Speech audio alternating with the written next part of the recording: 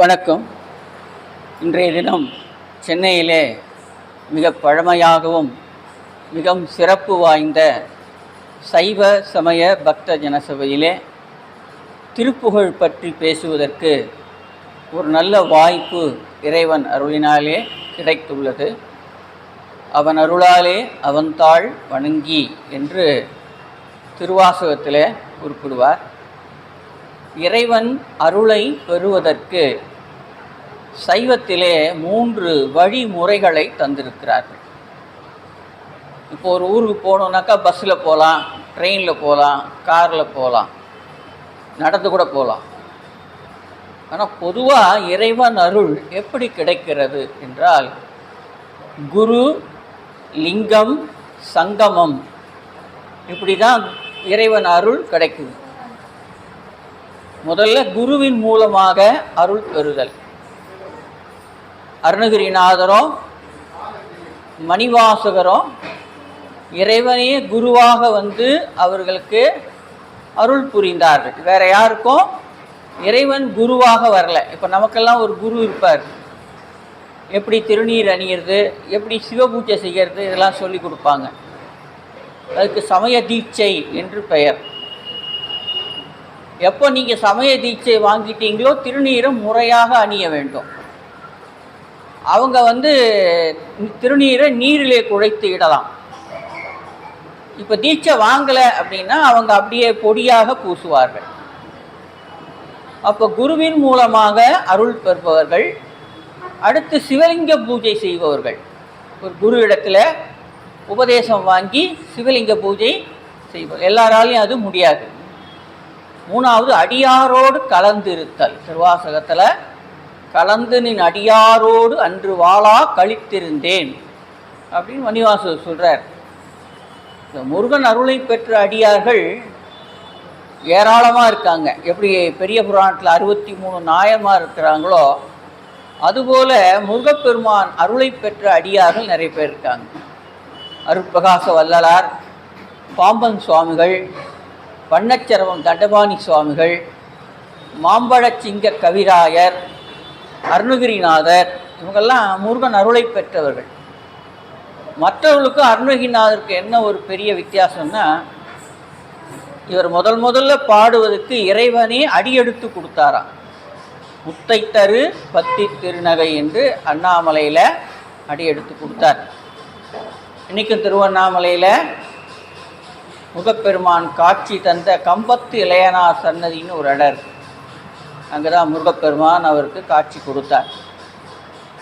இந்த திருப்புகழ் மிகவும் மந்திர ஆற்றல் உடையது. இந்த திருப்புகழ் எங்கெல்லாம் ஓதப்பெறுகிறதோ அந்த இடத்துல முருகப்பெருமான் இருந்து கேட்டுக்கொண்டிருக்கிறார். நமக்கு தெரிந்த ஒரே ஒரு திருப்புகழை சொன்னால் போதும். நேற்றைய தினம் ஆடி கிருத்திகை. நம்மளால் கோயிலுக்குள்ளே கூட போக முடியல. கோயிலுக்கு வெளியே தான் இருக்கிறோம். பெருமானை தரிசிக்க முடியல.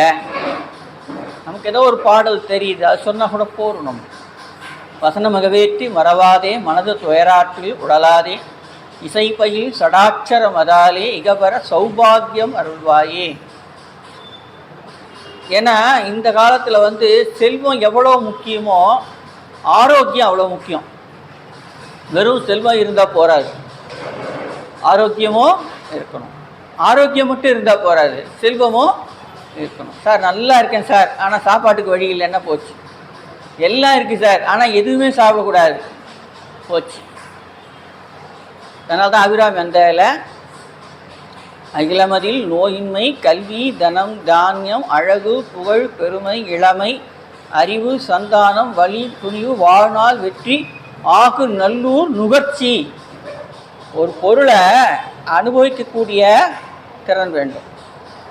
இப்போ உடம்பு நல்லா இருக்கு, ஆனால் முதுமை காலத்தில் உடம்பு இது போல் இருக்குன்னு சொல்ல முடியாது. இப்போவே 40 வயசு வந்தாலே ரொம்ப கஷ்டமாக இருக்குது. அந்த 40 வயசுலேயே என்ன ஆகுது, நோய் வருது. நமக்கு நோய் கொடுக்கப்பட்டது. ஞானசம்பந்தர் சொல்கிறாரு, ஒடுங்கும் பிணி பிறவி என்று சொல்கிறார். உடலினாலே வருகின்ற நோய்கள், மனதினாலே வருகின்ற நோய்கள், பிறவியினாலே வருகின்ற நோய்கள் எல்லாம் இருக்குது. அதனால தான் இறைவனுக்கு என்ன பேர்னா, முருகனுக்கு வைத்தியநாத பெருமாளே. வைத்தீஸ்வரன் கோயிலில் அவருக்கு வைத்தியநாத நோயை தீர்க்கக்கூடிய ஆற்றல் உள்ளவன், பிறவியை தீர்ப்பவன், செம்மான் முருகன் பிறவான் இரவான். அருணகிரிநாதருக்கு ஞானசம்பந்தரை போல பாட வேண்டும் என்று ஆசை. புகழியில் வித்தகர் போல அமிர்தகவி தொடைபாட அடிமை எனக்கு அருள்வாயே. திருப்புகழை சொல்கிறார். ஞானசம்பந்தர் மாதிரி நான் பாடணும். ஏன்னா தமிழில் ஞானசம்பந்தரை மிஞ்சிய ஒருவர் கிடையாது. அவரை 3 வயசு குழந்தைன்னு பார்க்கக்கூடாது. அவர் ஞானத்தை பெற்றவர். சிவனடியே சிந்திக்கும் திருப்பெருகு சிவஞானம் என்று சேக்கிழார் குறிப்பிடுவார். 15ஆம் நூற்றாண்டிலே வாழ்ந்த அருணகிரிநாதர் 7ஆம் நூற்றாண்டிலே வாழ்ந்த ஞானசம்பந்தரை போல பாடணும்னு கேட்டார். முருகன் அருளினாலே கிடைச்சது. என்ன ஆச்சுன்னா, இது பின்னால் நடக்க போகுதுன்னு அவருக்கும் தெரியாது, இவருக்கும் தெரியாது. ஞானசம்பந்தர் 16,000 பாடல்கள் பாடியிருக்கிறார். ஆனால் நமக்கு கிடைச்சிருக்கிறது 3840 பாடல் தான் கிடைச்சிருக்கு தேவாரத்தில். அவ்வளோதாங்க. அருணகிரிநாதரும் 16,000 திருப்புகழ் பாடியிருக்கார். இப்போ நம்ம கையில் எவ்வளோ இருக்குன்னா 1324 திருப்புகழ் இருக்குது. இதையே முழுமையாக படிக்க முடியல. ஓரளவு தான் படிக்க முடியுது. படித்தாலும் சொல்ல முடியல. பல பேருக்கு திருப்புகழை என்ன ஒரு சிக்கல் அப்படின்னா, அது படித்தா புரிய மாட்டேங்குதுங்க, அது கொஞ்சம் சிக்கலாக இருக்குது. அந்த வார்த்தைகள் எல்லாம் அப்படி இருக்குன்னா சந்த முறையில் அமைக்கப்பட்டிருக்கிறது. கசட ரபர எரள வளல ஞகன நமன வல்லினம் மெல்லினம் இடையினம், இந்த முறையில் தான். இதுதான் தமிழுக்கு அடிப்படை. நம்மலாம் 5ஆம் கிளாஸ் 6ஆம் கிளாஸ் படிக்கும்போது இதுதான் சொல்லி கொடுத்துருப்பாங்க. தமிழ்னா என்ன? அந்த தமிழின் உருவம் தான் முருகன். முருகனே தமிழ், தமிழனே முருகன். அப்போது முருகனை நீங்கள் உள்ளே போய் பார்க்க முடியல அப்படின்னா, இருந்த இடத்துலேருந்து ஒரு திருப்புகழை பாடினால் அந்த இடத்துல அவர் வரார். கனியமணி செங்கல்ராய பிள்ளை கேட்குறாரு, எங்களுக்கெல்லாம் ஒரு அட்ரஸ் இருக்குது, நாங்கள் சென்னையில் ஒவ்வொரு இடத்துலேருந்து வரோம், உனக்கு என்ன அட்ரஸ்ன்னு கேட்குறாரு. திருப்புகழ் படிப்பவர் மனத்தினில் இருப்பாம். நான் விராலி மலைக்கு வரணுமா, திருச்செந்தூருக்கு வரணுமா, பழனிக்கு வரணுமா? சார் இங்கேருந்து வெளியூர் கூட போயிடலாம் சார். இங்கேருந்து நீங்கள் பெரம்பூர் போக முடியாது. போய் பாருங்கள் தெரியும். போயிடலாம், திரும்பி வர முடியாது. சென்னையில் ரொம்ப கஷ்டம், டிராஃபிக் ப்ராப்ளம். அப்போ நான் ஒவ்வொரு இடமா வந்து ஒன்று தேடுறதை விட நீ இருக்கிற இடத்த சொல்லுங்கிறாரு. முருகன் சொல்கிறார், திருப்புகழ் படிப்பவர் மனத்தினில் இருப்பாம். அப்போ உங்களுக்கு என்ன திருப்புகழ் தெரியுமோ அதை சொல்லும்போது அந்த மனசில் வர்றார். அவர் மனசில் வந்துட்டா வெளியே போக மாட்டார். நினைப்பவர் மனம் கோயிலா கொண்டவன் என்று அப்பர் பெருமான் சொல்வார். மனசினால தான் நமக்கு வந்து அதிகமான தொடர்பு இருக்கான். எப்போவோ காசிக்கு போயிருப்போம் ஒரு 20 வருஷத்துக்கு முன்னால். இப்போ நினச்சி பார்க்குறோம், காசி ஞாபகம் வருது. இந்த இடத்துல தங்கணும், இந்த இடத்துல தான் நாங்கள் வழிபாடு செய்தோம் அப்படின்னா மனசு என்ன பண்ணுது? எல்லை கடந்து போகிறது. நமக்கெல்லாம் பசுன்னு ஒரு பேர் இருக்குது. என்ன சார் நம்மளை பார்த்தா பசு மாதிரியா இருக்குன்னா, பசு என்றால் கட்டப்பட்டதுன்னு அர்த்தம். அந்த காலத்தில் கிராமத்தில் பார்த்தீங்கன்னா ஒரு கயிறு கட்டிட்டு ஒரு கொம்பில் அதை கட்டிட்டு விட்டுடுவாங்க. அந்த கயிறு எவ்வளோ தூரம் போதும் அந்த பசு சுற்றி வரும். நம்ம வந்து எப்படி கட்டியிருக்காருன்னா, அறம் பாவம் என்னும் அருங்கயிற்றால் கட்டி. சார் கயிறே தெரியலையே சார் அப்படின்னா, நல்வினை தீவினை என்ற வினைகளினாலே கட்டப்பட்டிருக்கு. இந்த வினைகள் இருக்கிற வரைக்கும் பிறவிகள் வரும். இந்த பிறவியை தீர்க்கிறவருக்கு வினை இருக்கக்கூடாது. 2 பேர் தான் பிறவியை தீர்க்க முடியும். செம்மான் முருகன் பிறவான் இரவான். அவனுக்கு பிறப்பும் கிடையாது இறப்பும் கிடையாது. அதுக்கு அடுத்து யாருன்னா சிவபெருமான் தான். அவர் மூலியமாக தானே வந்தார். அவர் நெற்றிக்கண்ணிலேருந்து வந்ததுனால சிவன் வேறு முருகன் வேறு என்ற பேதம் இருக்கக்கூடாது. ஐமுகச் சிவனும் அருமுகச் சிவனும் ஒன்று தான். பாம்பன் சுவாமி சொல்கிறாங்க, நீ முருகனை வழிபாடு செய்தாலும் சிவனை தான் வழிபாடு செய்கிற மாதிரி இருக்கும். சிவனை வழிபாடு செய்தாலும் அவருக்குள்ளேயே முருகன் இருக்கிறார். நீங்கள் ஒரு அரிசி மாவில் பல்வேறு பணியாரம் செய்கிறீங்க, அடிப்படை அரிசி தான், அதில் என்னென்னவோ பண்ணுறீங்க, நீங்கள் பேர் தான் வேறு. இப்போ பேர் வைக்கிறது தான் ரொம்ப விசேஷம். ஒரு பொருளை வந்து பண்ணுறதை விட பேர் வைக்கணும். அது பேர் வச்சு இது மாதிரி போட்டுருணும். போட்டால் தான் தெரியும் அது என்னன்னு. அது மாதிரி பெயர்கள் தான் வேறு, ஆனால் போய் சேர்ற இடம் எதுன்னா அங்கே தான், சிவன்கிட்ட தான். ஆர் ஒருவார் உள்குவார் உள்ளத்தின் உள்ளே ஒருவாய் நிற்கின்ற அருளும் தோன்றும். அப்பர் பெருமான் சொல்லியிருக்காங்க, நீங்கள் எந்த உருவத்தை வழிபாடு செய்தாலும் அந்த இடத்துல வரப்போகிறது யாருன்னா சிவன் தான். சார் எனக்கு வந்து ஐயப்பன் தான் பிடிக்கும் அப்படின்னா ஐயப்பன் என்ன பண்ணுறாரு, உங்களை எடுத்தும் போய் சிவத்துக்கிட்ட சேர்த்துருவார். இல்லை சார் எனக்கு வந்து அம்பாள் தான் பிடிக்கும் அப்படின்னா அம்பாளும் அதான் பண்ண போகிறாங்க. என்ன பண்ணுறாங்க, கடைசியில் எடுத்துன்னு போய் சிவத்துக்கிட்ட சேர்த்துருவாங்க. உருவம் வந்து அதனால தான் நமக்கு என்ன பேர்னா, நம்ம வழிபாடு செய்கின்ற இறைவனுக்கு இஷ்ட தெய்வம்.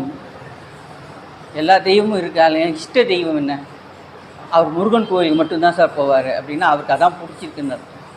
அவர் அம்பாள் மட்டும்தான் சார் போவார் அப்படின்னா அவர் அம்பாளை மனசால் வேண்டுறார். அதனால தான் இஷ்ட தெய்வம். இஷ்ட தெய்வத்தோட ரொம்ப முக்கியமானது குலதெய்வம். உங்கள் வாழ்க்கையிலே அதிகமான பிரச்சனைகள் வருகிறது, தடங்கள் வருகிறதுனா குலதெய்வ வழிபாடு சரியாக செய்யலேன்னு அர்த்தம். அதனால்தான் நிறைய திருமண தடைகள் வரும், குழந்தை பேர் இல்லாமல் இருக்கும், பொருளாதார வளர்ச்சி இருக்காது, அடிக்கடி நோய்கள் வரும்னா வருடத்துக்கு ஒரு முறை குலதெய்வம் கோயிலுக்கு போயிட்டு வரணும். குடும்பத்தோடு போயிட்டு வரணும். குடும்பத்தோடு போயிட்டு வந்தோம். ஏன்னா நம்ம முன்னோர்கள் தான் குலதெய்வமாக இருக்கிறாங்க. அதனால் குலதெய்வம் ரொம்ப முக்கியம். அது வருடத்துக்கு ஒரு தடவை போகிறோம். அதுக்கப்புறம் பக்கத்தில் என்ன கோயில் இருக்கோ அதை நாம் வாரத்துக்கு ஒரு முறையோ தினமுமோ போகணும். ஆலயம் தொழுவது சாலமும் நன்று. நல்லா இருக்கணும் அப்படின்னா கோயில் தான் போகணும். ஏன்னா அங்கே தான் ஆன்மா லயப்படுவதனாலே ஆலயம்னு பேர். இப்போது திருப்புகழில் நிறைய பாடல்கள், நிறைய தலங்கள், ஏறக்குறைய 200 தலங்களுக்கு மேலே சென்று அருணகிரிநாதர் பாடியிருக்கார். அத்தனையும் சொல்ல முடியாது. ஒரு பாடலை எடுத்து நம்ம சிந்திக்கலாம். அதில் நமக்கெல்லாம் தெரிந்த காஞ்சிபுரம். காஞ்சிபுரத்தில் 108 சிவன் கோயில் இருக்குது, 108 பெருமாள் கோயில் இருக்குது. ஒரு காலத்தில் சமண சமயம் நல்லா இருந்துதான், அப்புறம் ஜெயின சமயம் இருந்திருக்கு. எல்லா சமயங்களும் இருந்த ஒரே இடம் காஞ்சிபுரம். காஞ்சிபுரத்தில் ஒரே அம்மன் தான், காஞ்சி காமாட்சி தான். நீங்கள் எத்தனை கோயிலுக்கு போனாலும் அத்தனை கோயிலுக்கும் ஒரே அம்பாள் வந்து காஞ்சி காமாட்சி தான் இருக்கும். வேறு தனித்தனியாக பெயர் கிடையாது. அங்கே 3 கோயில்கள் ரொம்ப சிறப்பானது. ஏகாம்பரேஸ்வரர், காமாட்சி அம்மன், அதுக்கு நடுவில் இருக்கக்கூடிய குமரக்கோட்டம் திருப்புகழ் பாடல் பெற்ற தலம். இது ஏன் அந்த இடத்துல சொல்கிறாங்க அப்படின்னா, சோமாஸ்கந்த வடிவம் அப்படின்னு ஒரு வடிவம் இருக்குது. சிவபெருமான், அம்பாள், நடுவிலே முருகன் இருந்தால் அதுக்கு சோமாஸ்கந்த வடிவம்னு பேர். இந்த காஞ்சிபுரத்தில் ஏகாம்பரேஸ்வர் கோயிலும் காமாட்சி அம்மன் கோயிலுக்கு நடுவிலேயே குமரக்கோட்டம் இருப்பதனால இந்த கோயிலே சோமாஸ்கந்த வடிவமாக இருக்குது. நீங்கள் கோயிலுக்கு போனீங்கன்னா சோமாஸ்கந்தர்னு ஒருத்தர் இருப்பார், போய் பாருங்கள். சிவன், அம்பாள், அவங்க நடுவில் முருகன் இருப்பார். இது சோமாஸ்கந்த மூர்த்தம்னு பேர். கோயிலுக்கு போனால் அவசரப்படக்கூடாது. இந்த வரேன் சார், 2 நிமிஷம் வெயிட் பண்ணுங்கள் அப்படிலாம் சொல்கிறார். குறைஞ்சது கோயிலில் அரை மணி நேரமாவது இருக்கணுமா. ஒருமையுடன் நினது திரு மலரடி நினைக்கின்ற உத்தமர்த்தம் உறவு வேண்டும். இங்கே தான் பாடியிருக்கார். இந்த உடல் மட்டும் இங்கே வந்தால் போராது, மனசு வரணும். இவ்வளோ நேரம் வெளியே இருந்துக்குமா, கோயிலுக்கு வந்த உடனே சுவாமி கண்ணுக்கு தெரியாதான், கொஞ்ச நேரம் ஆகும். நம்ம கோயிலுக்குள்ளே தான் இருக்கோம் சார், வண்டியை வெளியே விட்டுட்டு வந்தோமே, பூட்டோமா இல்லையான்னு தெரியலையே, வீட்டில் வந்து பையன் வந்திருப்பானே, அவன் இந்நேரம் சாப்பிட்ருப்பானா இல்லையா, எல்லாம் அங்கே போயிடும். இங்கே மனசே ஒட்டாது. இங்கே கொஞ்ச நேரம் அப்படி கோயிலுக்கு வந்து 4 சன்னதியெல்லாம் பார்த்துட்டு ஒரு இடத்துல உட்காந்து சுவாமியை வழிபாடு செய்து இந்தந்த இடத்துல சுவாமியை பார்த்தேன் அப்படின்னு தியானம் பண்ணும்போது தான் மனம் வந்து ஒன்றுபடும். அதுதான் வள்ளல் பெருமான் ஒருமையுடன் இன்னது திரு மலரடி நினைக்கின்ற உத்தமர்த்தம் உறவு வேண்டும், உள்ளொன்று வைத்து புறமொன்று பேசுவார் உறவு கலவாமை வேண்டும். இதெல்லாம் வந்து வள்ளல் பெருமான் இங்கே பாடிய தெய்வமணி மாலையெல்லாம் இங்கே தான் பாடியிருக்கார். பாம்பன் சுவாமிகள் மிகப்பெரிய அருளாளர்களாக வந்த இடம். இந்த இடம்லாம் நம்ம இங்கே இருக்கோம் அப்படின்னா அவங்களுடைய திருவடியே நாம் வந்து வணங்குறோம். நமக்கே தெரியாது இவங்கெல்லாம் வந்திருக்காங்கன்னே தெரியாது. ஆனால் அவங்க வந்த இடங்கிறதுனால அந்த இடத்துக்கு நாம் வந்திருக்கோம் அப்படின்னா அதில் ஏதோ ஒரு துளி நமக்கு கிடைக்கிறது. இந்த குமரக்கோட்டத்தில் தான் கந்த புராணம் அரங்கேறிய இடம். இங்கே தான் நம்ம சஷ்டியில் 6 நாளோ 10 நாளோ கந்த புராணம் பேசுவாங்க. அந்த கந்த புராணம் அரங்கேறிய இடம் இங்கே தான். முருகப்பெருமானே வந்து அதுக்கு துணை செய்திருக்கிறார். அங்கே ஒரு மண்டபம் இருக்குது, அதில் எழுதியிருக்காங்க இந்த இடத்துல தான் கந்த புராணம் அரங்கேறியது அப்படின்னு. நீங்கள் ஸ்ரீரங்கம் போனீங்கன்னா கம்பராமாயணம் அரங்கேறிய இடம்னு ஒரு இடம் இருக்குது ஸ்ரீரங்கத்தில். கிழக்கு மாட வீதி வழியாக வந்தீங்கன்னா அங்கே போட்டிருப்பாங்க இந்த இடத்துல தான் கம்பர் வந்து கம்பராமாயணத்தை அரங்கேற்றினார். நூல் எழுதிடலாம், அரங்கேற்றம் செய்கிறது கஷ்டம். இப்போ எப்படின்னா நாமளே ஒரு விழா ஏற்பாடு பண்ணி அரங்கேற்றம் பண்ணிடலாம். அப்போ அப்படி இல்லை, நூல் அரங்கேற்றம் பண்ணால் அதை எதிர்த்து பேசுறதுக்கு 200 பேர் வருவாங்க. இது தப்பு, இது சரியில்லை அப்படின்னு சொல்லி நிறுத்திடுவாங்க. அதாவது இவனும் எழுத மாட்டான், எவனா எழுதுனா அதையும் ஒத்துக்க மாட்டான். கம்பருக்கும் அந்த மாதிரி நிறைய பிரச்சனைகள்லாம் வந்தது. சேக்கிழாருக்கு தான் வரல. சேக்கிழார் வந்து என்னென்னா இறைவனே அவருக்கு முதலடி எடுத்து கொடுத்துட்டார். உலகெல்லாம் உணர்ந்து ஓதற்கு அறியவன் சொல்லிட்டார். அதனால பிரச்சனையே இல்லை, அவர் நிம்மதியாக எழுதிட்டு போயிட்டார். அவர் இந்த தளத்தில் ஏறக்குறைய காஞ்சிபுரம் மொத்தம் 44 திருப்புகழ் பாடியிருக்கார் அருணகிரிநாதர். பல இடங்களில், கோயிலுக்குள்ளே, ஏகாம்பரேஸ்வர் கோயிலில், வெளியே மண்டபத்தில், கோபுரத்தில் முருகன் இருக்கார், அதெல்லாம் கூட பாடியிருக்கார். ஆனால் இந்த குமரக்கோட்டம் என்ற இடத்துல இந்த பாடல் பாடியிருக்கார். சுவாமியை கண்டிப்பாக தரிசனம் செய்யணும். பாம்பன் சுவாமிகள் ஒரு முறை காஞ்சிபுரம் வந்து ஏகாம்பரேஸ்வர் கோயிலுக்கு சுவாமியை தரிசனம் பண்ணிட்டு பஸ் ஸ்டாண்டுக்கு வர்றார். அப்படி வரும்போது வழியில் ஒரு இளைஞர் வந்து அவரை பார்க்குறார். அவர் யாருன்னு இவருக்கு தெரியாது, இவர் யாருன்னு அவருக்கு தெரியாது. பாம்பன் சுவாமிகளை பார்த்தாரு, வணக்கம் சொன்னார். ஐயா, நீங்கள் காஞ்சியில் எல்லா கோயிலும் பார்த்துட்டீங்களா அப்படின்னு கேட்டார். ஆமாம், ஏகாம்பரேஸ்வர் கோயில் பார்த்துட்டேன் நான் அப்படின்னு. குமரக்கோட்டம்னு ஒரு இடம் இருக்கே, பார்த்தீங்களா அப்படின்னு கேட்டார். அது இருக்கிறதே எனக்கு தெரியாதே அப்படின்னு. நான் உங்களுக்கு அந்த இடத்த காமிக்கிறேன், வரீங்களா அப்படின்னு கேட்டார். கண்டிப்பாக வரேன். முருகன் கோயில்னு சொல்லிட்ட பிறகு இப்போ நான் சென்னைக்கு போய் என்ன பண்ண போகிறேன்? முருகனை பார்க்காம வேறு என்ன வேலை? கந்தனை தொழுவதே என் வேலை. வரேன்ட்டார். போய் குமரக்கோட்டம் போய் முருகனை காமிச்சோன்னா முருகன் அப்படி நின்ற கோலத்தில் இருக்கார். சுவாமியை பார்த்தவொன்னே கூட வந்தவரை மறந்துட்டார். என்னடா நம்மளை கூட்டுன்னு வந்தார் ஒருத்தர், அவருக்கு ஒரு நன்றியாக சொல்லணும்ல. ஒரு இடம் தெரியல, அவர் நமக்கு இடம் சொன்னால் நன்றி சொல்லணும்ல. திரும்பி பார்த்தா வந்தவரை காணும். அவர் எங்கே போனாரோ தெரியலையேன்னு சொல்லிட்டு சுவாமியை தரிசனம் பண்ணிவிட்டு சென்னைக்கு வந்து ராத்திரி தூங்கும்போது கனவுல வரார். இறைவன் வரந்தோடனே கேட்குறாரு, சுவாமி நான் வந்து குமரக்கோட்டம் வழி தெரியாமல் இருந்தேன், ஒரு இளைஞர் வந்து வழி காமிச்சார், நான் சுவாமியை பார்த்ததில் அவரை மறந்துட்டேன், அது ரொம்ப முக்கியம், நன்றி சொல்ல மறந்துட்டேன்னாரு. அதான் சொல்லிட்டேன்னார். அவர் முருகனே கூட்டின்னு வந்துட்டார். முருகனே கூட்டின்னு வந்து பாம்பன் சுவாமிகளுக்கு அந்த கோயிலை காட்டியிருக்கார். அப்படிப்பட்ட இடம்தான் குமரக்கோட்டம். நீங்கள் காஞ்சிபுரம் போனால் கண்டிப்பாக பாருங்கள், முருகன் வந்த இடம். அதனால் நமக்கு அந்த இடத்த பற்றி தெரியாமல் இருக்கலாம். அங்கே ஒரு திருப்புகழ் பாடியிருக்கார். அறிவிலா பித்தர் உந்தன் அடிதொழா கெட்ட வஞ்சர் அசரப்பேய் கத்தர் நன்றி அறியாத அவலமே சொற்கள் கொண்டு கவிகளாக்கி புகழ்ந்து அவரை வாழ்த்தி திரிந்து பொருள் தேடி சிறிது கூட்டி கொணர்ந்து தெருவுலாத்தி திரிந்து தெருவை மார்க்குச் சொரிந்து அவமேயான் தெரியும் மார்க்கத்து எந்தை அதனை மாற்றி பறிந்து தெளியும் மோட்சத்தை என்று அருள்வாயே. பாடலுடைய முதல் பகுதி. இறைவர் மாற்றற்ற செம்பொன் வடிவம் வேற்று பிரிந்து இடவமேல் கட்சி வந்து உமையால் தன் இருளை நோக்கி தழைந்து அருளை நோக்கி குடைந்த இறைவர் கேட்க தகுந்த சொல் உடையோனே குறவர் கூட்டத்தில் வந்து கிழவனாய் புக்கு நின்று குருவியோட்டி தெரிந்த தவமானை குணமதாக்கிச் சிறந்த வடிவு காட்டி புணர்ந்த குமரக்கோட்டத்தில் அமர்ந்த பெருமாளே. அப்போது எந்த இடத்துல பாடியிருக்காரு? குமரக்கோட்டன்ற இடத்துல பாடியிருக்கார். ஒவ்வொரு கோயிலை பற்றியும் பாடும்போது எந்த கோயில்னு சொல்லிடுவார். சுவாமி மலைனா சுவாமி மலையை சொல்கிறார், திருவண்ணாமலைனா முடிக்கும்போது பெருமாளையும் தான் முடிப்பார் பெரும்பாலும். ஒரு அன்பர் கேட்டார், என்ன சார் நீங்கள் திருப்புகழ் சொல்கிறீங்க, ஆனால் பெருமாளே பெருமாளேங்கிறாரு, அப்போ அவர் பெருமாளை சொல்கிறாரா இல்லை முருகன் சொல்கிறாரா? ஏன்னா நமக்கு பெருமாள்னா அவரை தான் தெரியும். பெருமாளே அப்படின்னா பெருமை மிகுந்தவரே அப்படின்னு அர்த்தம். அப்படி அந்த அர்த்தத்தில் தான் திருப்புகழில் பெருமாளே அப்படின்னு சொல்லியிருக்காரு. பல இடங்களில் பெருமாளேன்னு தான் வரும், சில இடங்களில் தம்பிரானேன்னு வரும். ஆனால் நமக்கு பெருமாளேன்னு சொன்னால் புரியும், திருப்புகழ் முடிஞ்சு போச்சுன்னு தெரியும். பஸ்ஸு கடைசியில் நிற்கும்போது அதான் சார் கடைசி ஸ்டாப்பிங் மாதிரி பெருமாளே வந்தால் பாட்டு முடிஞ்சு போச்சுன்னு அர்த்தம். ஆனால் இந்த பாடல்லாம் காஞ்சிபுரத்தில் 44 பாடலும் ரொம்ப கஷ்டம். அதில் ரொம்ப எளிமையான பாடல் தான் இது. இதுவே தகராறு. இப்போ நான் சொன்ன பாட்டே புரிஞ்சுதான்னு எனக்கு தெரியாது.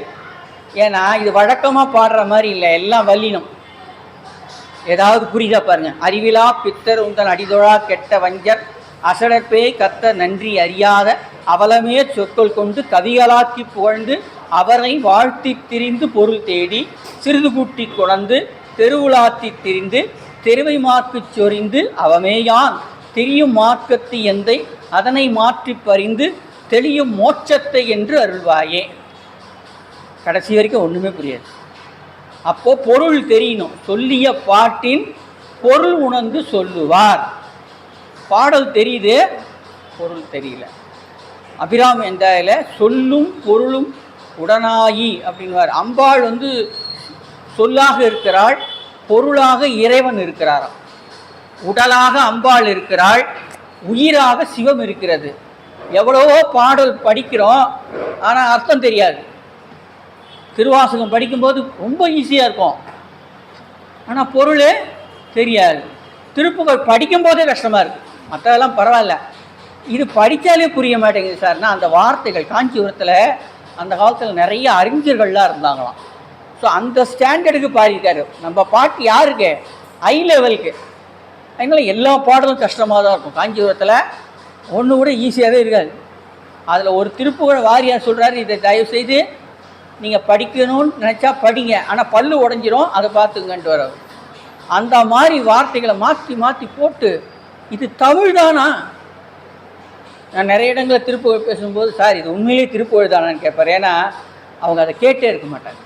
கேட்காதனால இது திருப்புகழ் தானா அப்படின்னா நமக்கு தெரிந்த பாடல் தான் தெரியும், தெரியாத பாடல் நிறைய இருக்குது.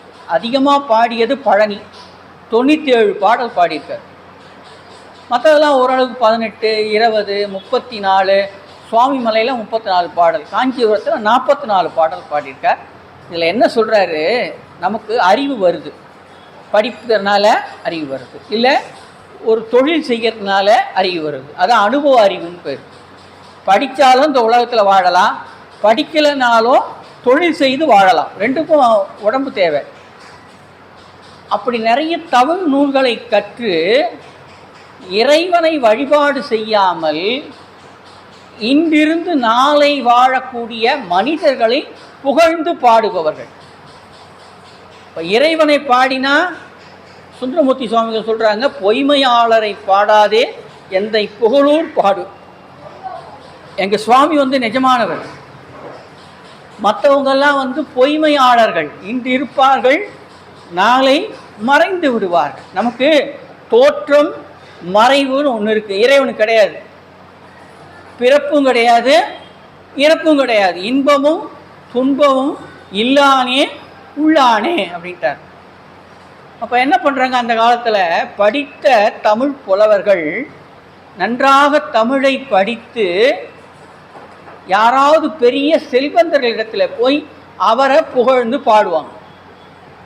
அவர் நல்ல மனசு இருந்ததுன்னா பணம் கொடுப்பார், அதை வாங்கிட்டு இன்னொரு இடத்துக்கு போவாங்க. இவ்வளோ தான் செய்ய முடியும். மற்றபடி இந்த காலேஜெலாம் வச்சுலாம் பாடம் நடத்த முடியாது. அவங்களுக்கு தெரிஞ்ச தமிழ் என்ன பண்ணுவாங்க, நல்ல தமிழ் தெரிஞ்ச செல்வந்தர்கள் அவங்ககிட்ட போய் நீங்கள் தான் சூரியன்டுவா.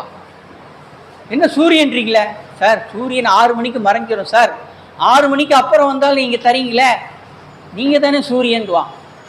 கொஞ்சம் ஐஸ் தான்.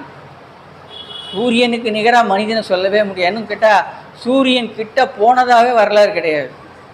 ஐஸ் வைக்கிறது. ஒருத்தர் அது மாதிரி தான் என்ன பண்ணார், ஒரு பெரிய செல்வந்தர்கிட்ட போய் எடா உடமாக புகழ்ந்து, சார் உங்களை மாதிரி உங்களை நம்பி வந்தால் யாரும் வெறும் கையோடு போனதாக நான் கேள்விப்படல.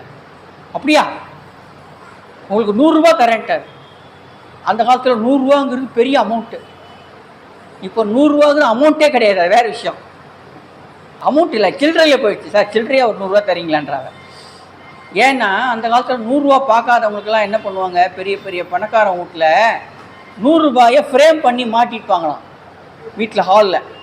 யாராவது கிராமத்துலேருந்து வந்தால் அவங்களுக்கு அவங்க அப்பா காட்டுவார், இதான்ப்பா 100 நோட்டு அப்படின்வார். அவன் வாழ்நாளில் 100 நோட்டை சம்பாதிக்கவே முடியாதான். ஏன்னா வருமானம் ரொம்ப குறைச்சலாக இருக்கும். நாளாக அந்த 100 நோட்டு தாத்தா காலத்துலேருந்து பேரங்கார வரைக்கும் அங்கே இருக்குது. அப்போ பேரை தாத்தாவை கேட்குறேன், ஏன்ப்பா தாத்தா உங்கள் காலத்தில் 100 பெரிய விஷயம், அதனால் நீங்கள் ஃப்ரேம் போட்டு மாட்டிருக்கீங்க, இப்போ 100 வேல்யூ கிடையாது, எதுக்கு எடுத்துட வேண்டியதானே அப்படின்னா. தம்பி 100 வேல்யூ கிடையாது, ஆனால் ஃப்ரேம் போட்டிருக்குள்ள வெள்ளி அது விலை ஜாஸ்தி. இப்போ தங்கம் ஏறும்போதே தங்கச்சி மாதிரி இதுவும் விலை ஏறிடும். வெள்ளி ஃப்ரேம் இருக்குது பேர், அது 1000 கணக்கில் போகுது. ஏன்னா அதுக்காவது 100 நோட்டு பத்திரமா இருக்கட்டும். இவர் முதல்ல அந்த பணக்காரனை பாடினவுடனே சொன்னார், நான் 100 தரேன்ட்டார். கிட்டத்தட்ட ஒரு வருஷத்துக்கு ஃபைனான்ஸ் ப்ராப்ளமே கிடையாது. 100 இருந்தால் ஒரு வருஷம் ஓட்டிடலாம். அடுத்து அவர் இன்னும் கொஞ்சம் இந்திரன் சந்திரன் வந்த உடனே அவர் பணக்காரன் சொன்னார், நான் 200 தருகிறேன்னார். அடரா, நம்ம சொல்ல இவர் கொடுத்துனே இருக்கிறார், விடக்கூடாது சொல்லி இன்னும் கொஞ்சம் அதிகப்படியாக அவர் வந்தார். நான் 300 தருகிறேன்னார். இன்னும் கொஞ்சம் புகழ்ந்து சொன்னார், நான் 400 தருகிறேன்னார். போரும் சார், இதுக்கு மேலே நான் தாங்க மாட்டேன், ஹார்ட் அட்டாக் வந்துடும், அதனால் கொடுங்க, நான் கிளம்புறேன். இருங்க, வெறுமையாக கொடுக்க முடியும்? வெத்தலை, பாக்கு, பட்டு வேஷ்டி, பட்டு அங்கவஸ்திரம், அப்புறம் தானே உங்களுக்கு தனலட்சுமி. அதில் போய் அதெல்லாம் வாங்கிட்டு ஒரு கவரில் போட்டு கொடுத்தார். ஐயா நான் இங்கே பிரித்து பார்க்கலாமான்னு கேட்டார். தாராளமாக பாருங்கள், அதனால் என்ன அப்படின்னு எடுத்து பார்த்தா 100 இருந்தது. அதில் ஐயா 400 தரேன்னு சொன்னீங்களே அப்படின்னாரு. நீங்கள் தப்பாக புரிஞ்சுக்கிட்டீங்க சார். சார் முதல்ல நான் பாடும்போது 100 தரேன், நீங்கள் அப்புறம் 200 தரேன்னு சொன்னீங்களே, 100 தரேன் அப்படின்னு அர்த்தம். கொஞ்சம் இரியா, 100 தரேன்னு அர்த்தம்.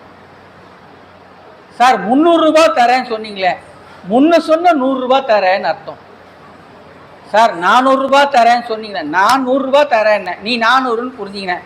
சரி, இவகிட்ட எத்தனை 100 கேட்டாலும் ஆன்சர் ஒன்று தான். இந்த 100 வந்துதே, 100க்கு அர்த்தம் பாருங்க. 200 தரேன்னாரு, 100 தரேன். 300 முன்ன சொன்ன 100, 400 நான் சொன்ன 100. அப்போது நம்ம வாழ்க்கையில் ஒருத்தர் சொல்கிறத அப்படியே புரிஞ்சுக்கிறோன்னு ஒன்றும் கிடையாது. அதே மாதிரி நாம் சொல்கிறதையும் அடுத்தவங்க அப்படியே புரிஞ்சிக்க மாட்டாங்க. பெரும்பாலும் வீட்டில் என்ன சண்டை வரும், நான் சொல்கிறத புரிஞ்சிக்கவே மாட்டியான்னு. அதே தான் நானும் கேட்குறேன். 25 வருஷமாக நான் சொல்கிறது நீங்கள் புரிஞ்சிக்க மாட்டேன்றீங்க, அதே மாதிரி நீங்கள் சொல்கிறத நான் புரிஞ்சிக்கலாம். எங்கள் வீட்டில் யாருமே சார் நான் சொல்கிறத புரிஞ்சிக்கவே மாட்டேன்றாங்க. அதே தான் அவங்க சொல்லிக்கிட்டு இருக்காங்க.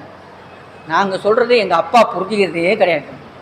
ஏன்னா நாம் நினச்சிக்கிட்டு இருக்கோம் நம்மக்கிட்ட நல்லா இருக்கிறோம், குறை அங்கே இருக்குதுன்னு. இல்லை, குறை நம்மக்கிட்டே இருக்குது. குறை இல்லாதவங்களே கிடையாது சார். குறை இல்லாத ஒரே ஆள் தெரியுமா? இறைவன் தான். அதனால தான் மணிவாசகன் குறைவிலா நிறைவே போதிலா அமுதே. அதனால தான் அங்கே போய் குறைய சொல்கிறோம்.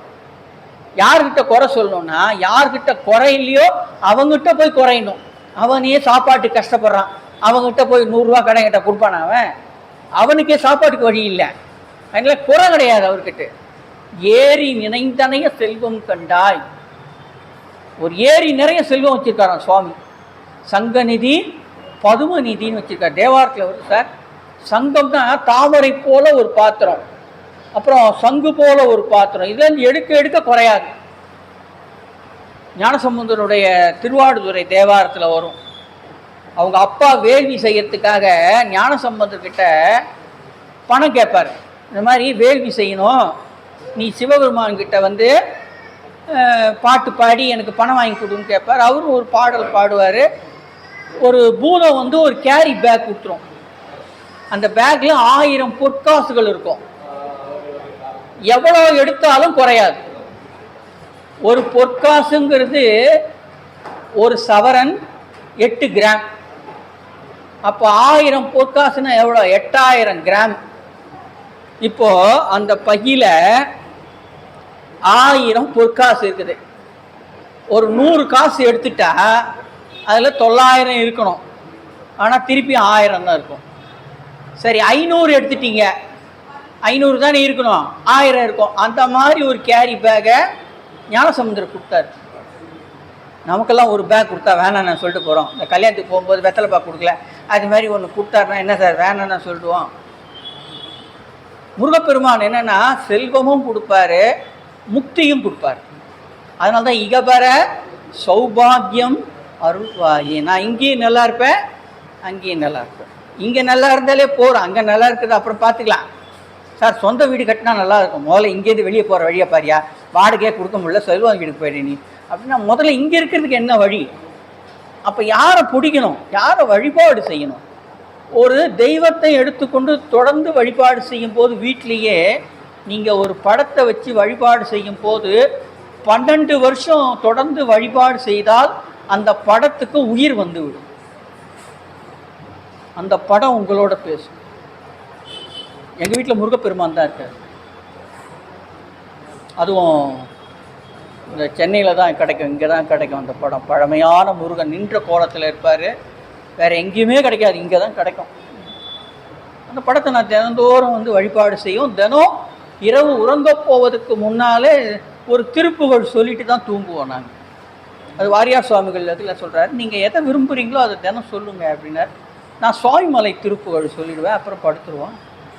ஒரு நாள் விடியற்காலை 3 மணிக்கு யாரோ என்னை தட்டி எழுப்புறாங்க. அந்த அறத்தூக்கத்திலேயே நான் பார்க்குறேன், நல்லா அடித்த பிறகு தான் தெரியுது முருகன் வந்து கூப்பிட்றாரு, வள்ளி தெய்வையாருடைய காட்சி கொடுக்குறாரு. அப்போ வாரியார் சொன்னது ஞாபகம் வருது, உங்கள் வீட்டில் ஒரு படத்தை வைத்து வழிபாடு செய்யும் போது அந்த படம் உயிர் வருகிறது. அது 10 ரூபா வாங்கியிருக்கலாம் நீங்கள், ஆனால் தினம் ஒரு கற்பூர ஆரத்தி காட்டுறீங்க, உங்கள் வீட்டில் இருக்க சாதத்தை தான் நைவேத்தியமாக வைக்கிறீங்க. எல்லா நாளும் சக்கரை பொங்கல் செய்ய முடியாது, ஒரு சாதம் பண்ணும்போது வச்சுட்டு இந்த மாதிரி எனக்கு குலதெய்வமாக இருந்து என்னை வழி நடத்த வேண்டும் போது அந்த படம் உயிர் பெறும். அப்போ வழிபாடை எந்த காலத்துலேயும் நிறுத்த முடியாது. ஆனால் இதில் ரொம்ப முக்கியம் என்னென்னா நம்பிக்கை தான்.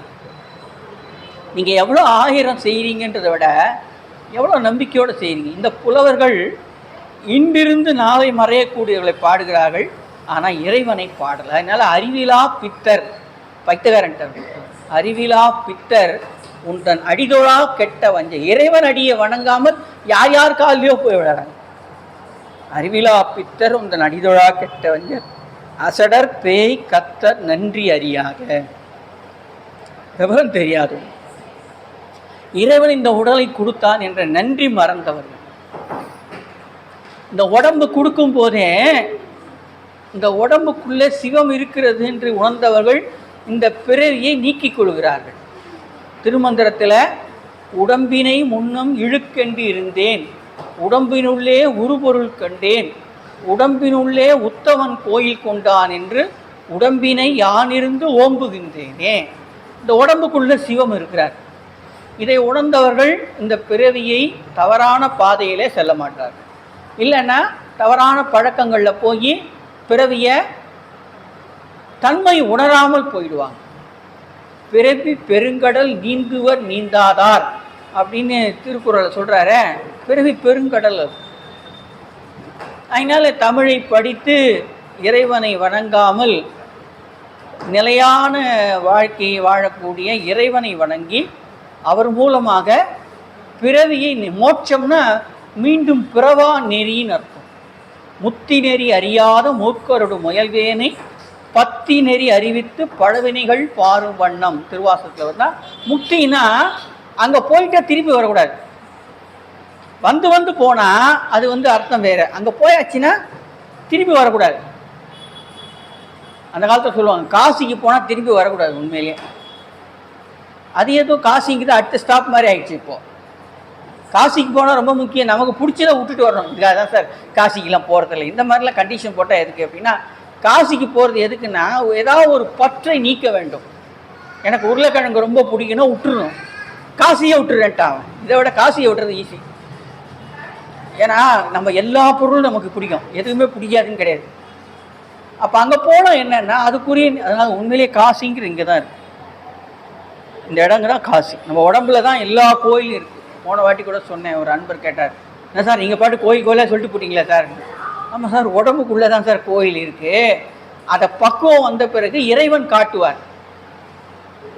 இப்போ இந்த 2 கைக்கு மேலே தான் மதுரை இருக்குது.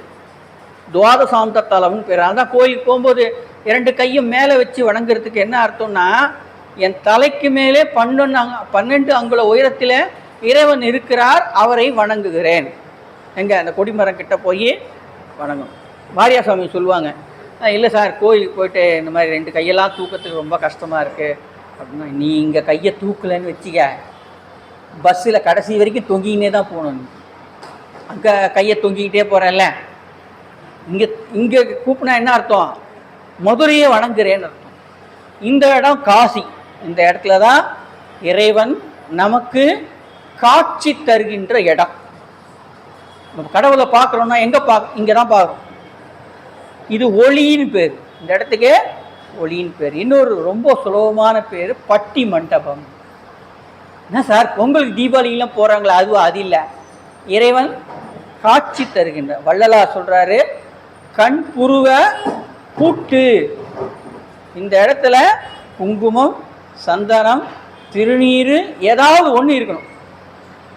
அது தினம் வைக்க என்ன ஆகும்னா, அந்த ஆஞ்ஞா சக்கரம் நமக்கு வேலை செய்ய ஆரம்பிச்சிடும்.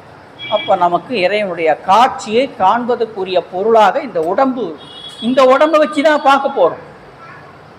இந்த உடம்பு எதுக்கு கொடுத்துருக்காரு அப்படின்னா, இந்த உடம்பின் மூலமாகத்தான் அவரை பார்க்கணும். அந்த உடம்பை என்ன பண்ணுறோம்? இறைவனை காண்பதற்குரிய பொருளாக மாற்றுகிறோம். அதனால் காசிங்கிறது இந்த இடத்துல வரும். இதுதான் சிதம்பரம். இந்த இடம்தான். இப்படி பல இடங்கள் உடம்புலையே இருக்குது. ஆனால் நமக்கு ஏன் உணர முடியல அப்படின்னா, ஒரு குரு மூலியமாக அதை காட்டுவாங்க. குரு என்ன பண்ணுவார்? அந்த சக்கரத்தை ஆக்டிவேட் பண்ணுவார். இப்போ நமக்கு எல்லாம் மூலாதார சக்கரம் இருக்குது, அடுத்த சக்கரம் ஆக்டிவேட் ஆகலை. அது ஆயிடுச்சுன்னு வச்சிங்களேன், இவ்வளோ இடங்கள் போக வேண்டியதில்லை. உட்கார்ந்த இடத்துலேருந்தே நமச்சிவாயம் சொன்னால் போதும். அது என்ன உடனே கிடச்சிடுமா? இது சார் இந்த தெருவில் பக்கத்து தெருவில் போய் வாங்கிக்கலான்ற மாதிரிலாம் கிடையாது. அதுக்குரிய பக்குவம் வரும். இப்போ நம்ம எங்கே இருக்குது தெரியுமா? ஏ ஸ்டாண்டர்டில் இருக்கோம், இன்னும் பி ஸ்டாண்டர்டுக்கு போகலை. இதுவே கஷ்டமாக இருக்குது சார். நான் வாரம் கோயிலுக்கு வாங்குறீங்க, வாரம் புது படம் வருது தெரியுமா அப்படின்னா, அங்கே போகிறதுக்கு மனசு வருது. இங்கே வர்றதுக்கு இங்கே ஒரு ஆப்ஷன் வச்சுருக்கான், வயசான பிறகு வரலாம் சார். பொண்ணுக்கு பையனுக்கெல்லாம் கல்யாணம் பண்ணிட்டேன்னு வச்சுக்கோங்களேன், ஒரு மாதிரி செட்டில் ஆகிடும்.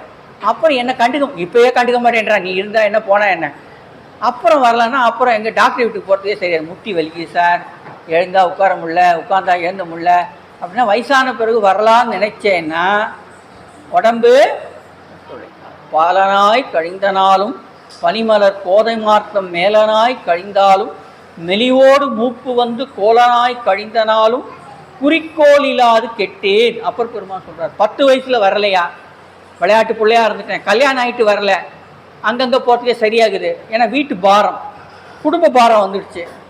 சரி வயசான பிறகு வரலாம்னாக்கா நடக்கிறதுக்கே தெம்பு இல்லை. அப்பர் பெருமான் சொல்கிறாங்க, நான் ஏன் வரல தெரியுமா? அவர் எனக்கு அருள் புரியலை. இந்த பிறவியிலே திருநீர் இறைவனுடைய துதி பாடல்கள் பாடுறோம் அப்படின்னா நமக்கு இறைவன் பர்மிஷன் கொடுத்துருக்கிறாருன்னு அர்த்தம். இல்லைன்னா இதெல்லாம் பிடிக்காது. ஐயா என்ன இதை அப்படின்னா அவனுக்கு அப்படி தான் தோணும். திருநீர் பார்த்தா திட்டுவான் சார். வாரியார் ட்ரெயினில் போகும்போது ஒரு அரை மணி நேரத்துக்கு திருநீர் எடுத்து பூசுவாராம். எதுக்கு கல்லூரி மாணவர்களாக இருந்தாங்க, சிரித்தாங்களாம். இது என்னையா இருந்தாலும் சோத்துக்கு சுண்ணாம்பு அடிக்கிற மாதிரி அப்பப்போ நட்டு அடிச்சிக்குது இந்த கிழம் அப்படின்னு பக்கத்தில் இருக்கவங்களுக்கு கோவம் வந்துடுச்சு. வாரியார் சுவாமிகள் அதை கண்டுக்கலை. ஆனால் ஒரு கட்டத்தில் அவங்க சொன்னாங்க, சுவாமி உங்களை தான் கேலி பண்ணுறாங்க, நீங்கள் திருநீர் பூசும் போதெல்லாம் சோத்துக்கு சுண்ணாம்பு அடிக்கிறீங்க அப்படின்றாங்க. இப்படியே போனால் நம்ம கும்பகோணம் போய் சேர முடியுமா? அந்த பக்கம் ரொம்ப கமெண்ட் ஜாஸ்தியாக இருக்குன்னு ஒரு கட்டத்தில் வாரியார் சுவாமிகள் கேட்டாங்க, ஏன்ப்பா தம்பி நீங்கள் அடிக்கடி சொல்கிறீங்களே, யாரை சொல்கிறீங்கன்னு கேட்டார். உங்களை தான் சொல்கிறேன் அப்படின்னா. என்ன சொன்னீங்க அப்படின்னு. இல்லைங்க அரை மணி நேரத்துக்கு ஏதோ வெள்ளையாக ஒரு பொடி எடுக்கிறீங்க, எட்டு அடிச்சுக்கிறீங்க, நமச்சிவாயன்றீங்க, சரவணான்றீங்க, என்னத்துக்கு இந்த வெள்ளை அடிக்கிற வேலை அப்படின்னு. சுவாமி தம்பி, வாடற வீட்டுக்கு தான் வெள்ளை அடிப்பாங்க. இந்த உடம்புக்குள்ளே சிவன் வாழ்ந்து கொண்டிருக்கிறார், அதனால் நாங்கள் திருநீர் பூசுகிறோம். குட்டிச்சவருக்கு யாரும் அடிக்க மாட்டாங்கன்னார். அப்போ தான் புரிஞ்சுது இவங்க தான் குட்டிச்சவரன். இவங்க என்ன பண்ணிட்டாங்க, திருநீர் பூசுறவங்களை கேவலமாகவும் திருநீர் பூசாதவங்களை அறிவாளின்னு நினச்சிட்டு இருந்தான். அப்போ தான் சொன்னார், இந்த உடம்புக்குள்ள இறைவன் இருக்கிறார். வெந்நீர் அணிகளாதவரை கண்டால் அம்மானாம் அஞ்சுமாறே. திருவாசகம் யாரை பார்த்து பயப்படுறாரு? பாம்பு வருது, புலி வருது, பயப்படல. யாராவது திருநீர் அணியா வந்தால் பயப்படுற. ஞானசம்பந்தர் வந்து மந்திரமாவது நீர் பாடுவதற்கு முன்னால் மதுரை சொக்கநாதரை போய் கேட்குறாரு, நாளைக்கு சமணர்களோட வாதம் செய்ய போகிறேன், மங்கையர்க்கரசி நிற்கிறாங்க, நாளைக்கு இந்த பக்கம் சமணர்கள் எல்லாம் வரப்போகிறாங்க, எனக்கு வாதம் செய்யறதுல ஒன்றும் பிரச்சனையே கிடையாது, ஆனால் எதிர்க்க ஒருத்தர் கூட திருநீர் அணியாமல் இருப்பார், அவங்கள நான் பார்க்கணுமே, இது எனக்கு தேவையான்னு கேட்டார் சுவாமி. கவலைப்படாத போ, உன்னால மதுரையே மாறும். ஞானசம்பந்தர் மந்திரமாவது நீர் பாடிய பிறகு நீங்கள் கடையில் போய் திருநீர் கேட்டிங்கன்னா 6 மாதம் ஆகுமா வாங்கிறதுக்கு. சார் எழுதி கொடுத்துட்டு போங்க சார், வரும் சார்ங்கிறாங்க, டிமாண்டு. இந்த திருநீர் பதிகம் பாடின உடனே டிமாண்ட் ஆயிடுச்சு. அப்போ திருநீர் இது போல் அருள் நூல்கள் இதெல்லாம் நம்ம வாசிக்கிறோன்னா இறைவன் அருள் நமக்கு கிடைத்திருக்கிறதுன்னு அர்த்தம். மற்றவங்க கிண்டல் பண்ணால் பண்ணிக்கிட்டோம், அதை பற்றி நீங்கள் எது பண்ணாலும் கமெண்ட் அடிப்பாங்க.